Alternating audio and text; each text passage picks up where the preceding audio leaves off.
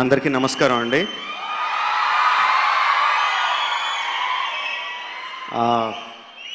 That was a very touching speech Bunny. And డెఫినెట్గా డైరెక్టర్గా నేను అంతకన్నా బాగా మాట్లాడలేను కాబట్టి హీరోని సెలెక్ట్ చేసుకుంటాం బాగా మాట్లాడడానికి. ఒక 3 వారాల క్రితం రంగనాథ్ గారు ఒకసారి కలిసి చెప్పారండి, ఇలాగా ట్రాఫిక్ అవేర్నెస్ మీద ఒక ప్రోగ్రామ్ చేస్తున్నాం, మీరు వచ్చి మాట్లాడాలి, యూత్కి మెసేజ్ ఇవ్వాలి అని చెప్పారండి. అబ్బా, యూత్కి మెసేజ్ ఇవ్వడం సార్, వాళ్ళు మనకన్నా చాలా ఫాస్ట్, మనం ఒక విషయం చెప్పే లోపల వాళ్ళు 10 విషయాలు ముందుకు వెళ్ళిపోతారు, వాళ్ళకి మనం మెసేజ్ ఇవ్వలేము సార్ అని చెప్పాను. అంటే ఆయన అన్నారు, కరెక్టే అండి, యూత్ చాలా ఫాస్ట్ అండి, మిగతా అన్ని విషయాల్లో వాళ్ళకున్న స్పీడ్ మన దేశానికి ఎంత ఉపయోగపడుతుందో రోడ్ ట్రాఫిక్ దగ్గరికి వచ్చేసరికి అంత నెగిటివ్గా అవుతుంది, ఆ విషయాన్ని మీరు చెప్తే బాగుంటుంది అన్నారు. So I accepted. స్టాటిస్టిక్స్ చూసుకుంటే ఆయన చెప్పారండి, అప్పుడు మన భారతదేశంలో టెర్రరిస్ట్ అటాక్స్ జరుగుతాయి, సంవత్సరానికి అట్ అన్ యావరేజ్ 150 నుంచి 200 మంది చచ్చిపోతూ ఉంటారు టెర్రరిస్ట్ అటాక్స్ మూలంగా.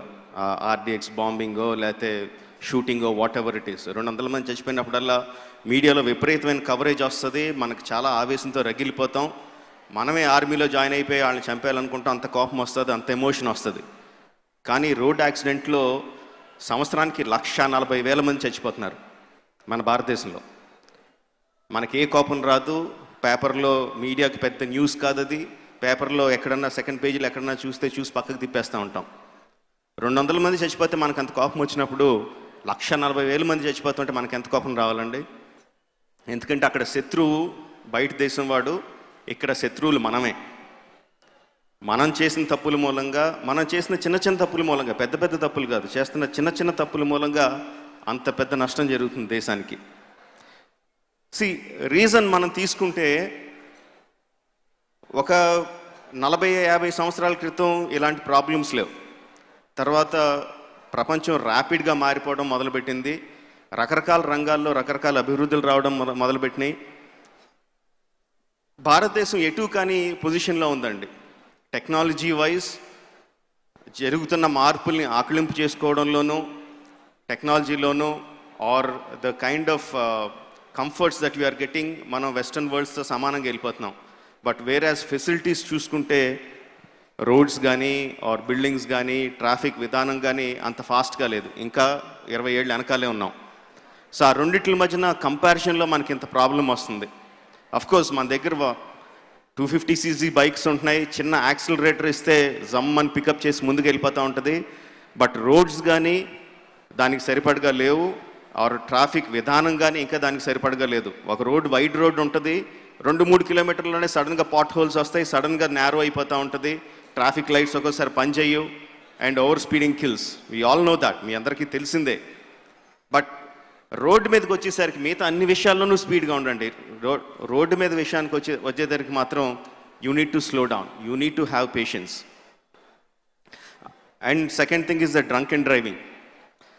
40-50 years బ్యాక్ మనకి ఆటోమేటెడ్ డ్రైవింగ్ సిస్టమ్ ఉండేదండి, మనందరికీ తెలుసు. ఈ కార్లు అన్నీ లేవు కానీ ఆటోమేటెడ్ డ్రైవింగ్ సిస్టమ్ ఉండేది.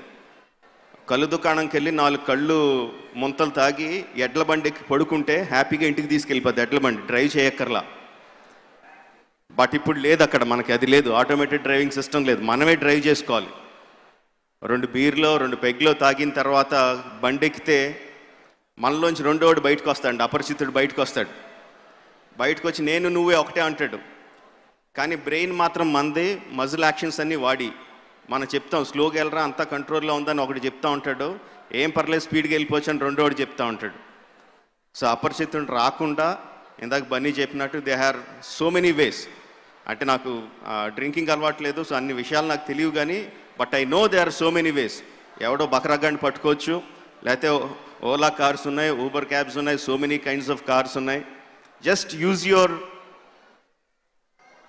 మీ తెలివితేటలు, సాఫ్ట్వేర్ కోడ్స్ క్రాక్ చేయడంలోనూ, కొత్త విషయాలు కనిపెట్టడంలోనూ మీరు ఎంత స్పీడ్గా ఉంటున్నారో, ఎంత ఫాస్ట్గా ఉంటున్నారో, ఎంత ఆలోచన ఉంటున్నారో, ఆ ఆలోచనని use your the same common sense when it comes to road safety, and will all be very happy for that.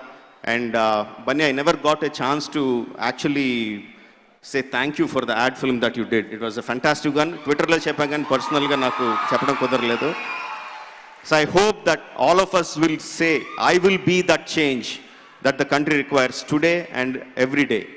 Thank you very much.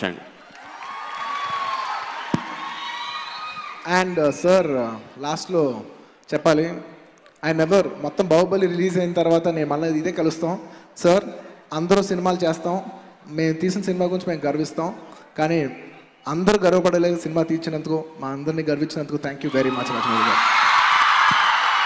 ఇది ఈ ప్లాట్ఫామ్ మీద చెప్పగలుగుతాం, నిజంగా నేను చాలా బ్యూటిఫుల్ కోఇన్సిడెన్స్ కింద తీసుకుంటున్నాను. Thank you for creating this platform. Thank you everybody. ఇదే సో సభ్య సమాజాన్ని నా మెసేజ్ చెప్పాను, ఫాలో అవుతారని ఆశిస్తున్నాను. Thank you. కూర్చో.